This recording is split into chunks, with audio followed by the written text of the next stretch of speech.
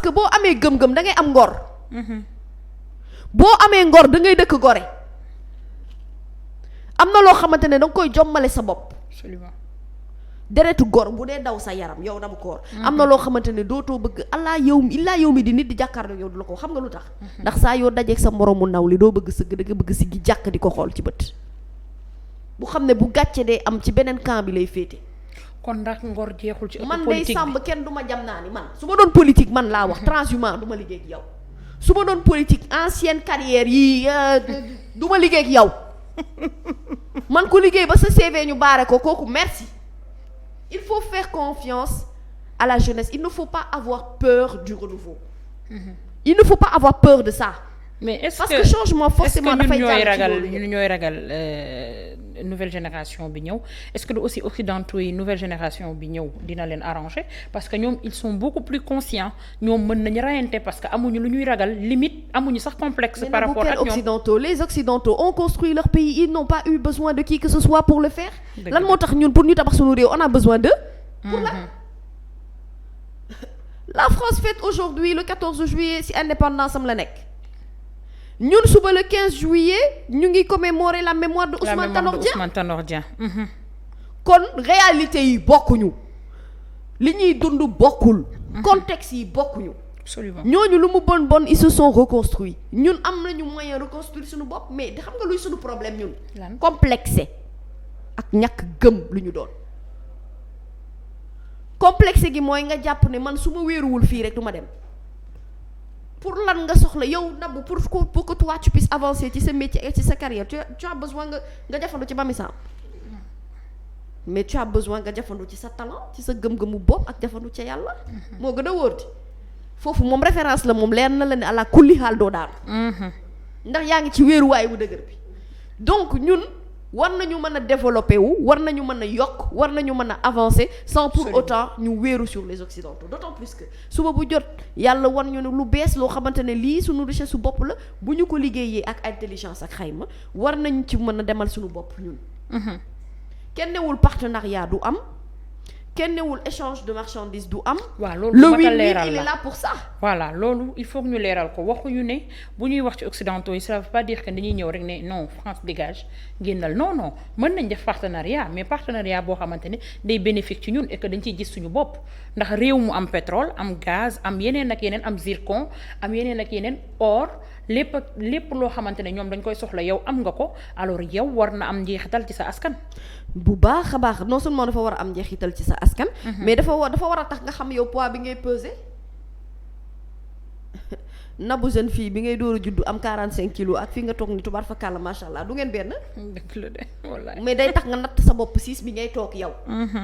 gannaaw buñ la ko yattalee mu doon sa siisu bopp mu leer na leen fii yow rek yaa fi toog bokkoo ko kenn. xoolal kenn amul sañ-sañu toog sax te yow joxoo ko permission. nga war a xam ne kon yàlla kattanal dala jox na la ay richesse jox na la xam-xam jox na la li nga soxla yëpp bu dee matière grise intelligence mu ngi fii. bu dee mën-mën ak doole ak xarañ mu ngi fii. donc kenn newul partenariat du am effectivement pour nga mën a développer wu tu as besoin sax à titre d'exemple nga mën a référer wu ci dëkk yi nga xamante ne aujourd'hui xoolal la Chine lu muy populaire mais aujourd'hui on parle même de République de Chine. ci li ñu liggéey ci wàllum xarañte ci wàllum infrastructure ci wàllum développement et ils n'ont eu besoin pratiquement de personne pour le faire. Aujourd'hui un état comme les Émirats arabes unis. non am nañu Rwanda. c'est-à-dire Rwanda mu ngi fii il y a des états africains certes qui sont là mais xoolal l'exemple du Mali c'est l'exemple le plus extraordinaire qu'on peut donner ci contexte bi parce que dañoo décider am benn certaine révolution boo xamante ne bëgg nañu ko mener. newuñu duñu liggéey ak di ma dañoo tànn seen ay partenaires. dañoo tànn ñi ñu bëgg a évoluer. donc booy tànn da ngay tànn koo xamante ne du la noot koo xamante ne day ñëw jël ressource am yépp ñëw sukkandiku ko fii ci ñun tànqee ci ñun dem jëfandikoo moom ci réewam yow ngay dellu ginnaaw. non ça ne marche pas comme ça c'est un échange de partenariat la bu lay permettre yow ngay gagner man may gagner ngay gis sa bopp man may gis sama bopp muy gën a tax ñu xam ñun suñu taxawaay mooy lan et puis lan la ñu mën a mais loolu yëpp nag pour nga def ko encore une fois on a besoin de renouveau et renouveau kenn du ko ragal boo ko ragalee doo dem il ne suffit pas que réew mi en fait buñ la tabbee fal la même bu fekkente ne ànd nga ak nit xam nga parfois même ci politique di nga ànd ak benn Ahmed Aïdara boo xamante ne yow mii maanaam Ahmed nga bëgg Ahmed moo la neex mais nga jàppale Ahmed ba Ahmed falu tekkiwul ne Ahmed bu faloo obligatoirement yow da nga war a falu. yow da nga war a falu loolu aussi war nañ ko ci mën a génne. je suis désolée génne ko ci didi intérêt personnel yi jiital intérêt réew mi wala intérêt askan wi. nit mën nga ko jàppale mu falu mën nga am gëm-gëm ci moom mën nga am pas-pas ci moom mais yow mën nga bañ a am compétence moom yi mu soxla mais Sénégal yow boo ànd ak nit falu kooku falu la rek yow mer nga yow bàyyi nga ko complètement xanaa kon yow nga falu moo taxoon nga ànd ak moom kon moom mu falu du woon sa objectif de à la base. waaw mais mami kon dafa feeñ na déjà ci coalition yi parce que da ngay gis bu ñu defee même ay investiture ci élection yi nii bu ñu la investiruñu sa morom wala ñu bañ la investir yow da ngay frustré da ngay génn yàq leen wala nga génn ci coalition boobu. mooy ne où j'ai aimé ci benn moment li nga xamante ne moom mooy discours Ousmane Sonko bu muy wax naan. nañu bu ñu jiital suñu ay intérêt personnel. nañu jiital intérêt réew mi.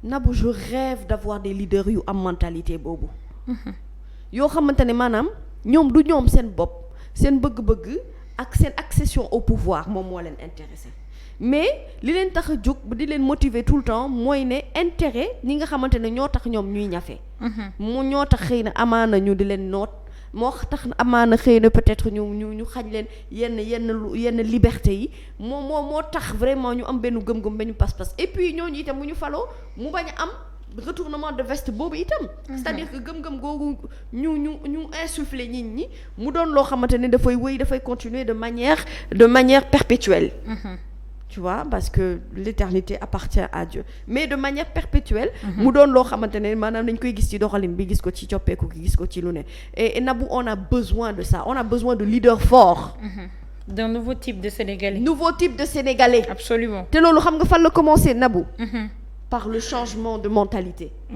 il faut que ñun sunu maay ni liñ ciy xalaat mu wute ak li nga xamante ne moom la ñuy dunde ce comportement là mu englobé lépp loo xamante ne ndeysaan dañ ñu ko doon jàngal ci ba ñuy nekk tout rank mu jëm le savoir vivre mu jëm ci savoir faire mu jëm ci xolal li nga xamante ne moom mooy liberté bi mu jëm ci plein de choses yuy permettre yow nouveau type de sénégalais boobu nga am benn mindset boo xamante ne moo lay permettre yow en réalité da ngay dox nii rek mais kenn ku ci nekk ci ñun nandite nga ci doxalin bi nga bëgg sa réew mu yegg fa loolu nag sacrifice la dina demander à ce que pendant des années mais vivre pour impacter. Oui.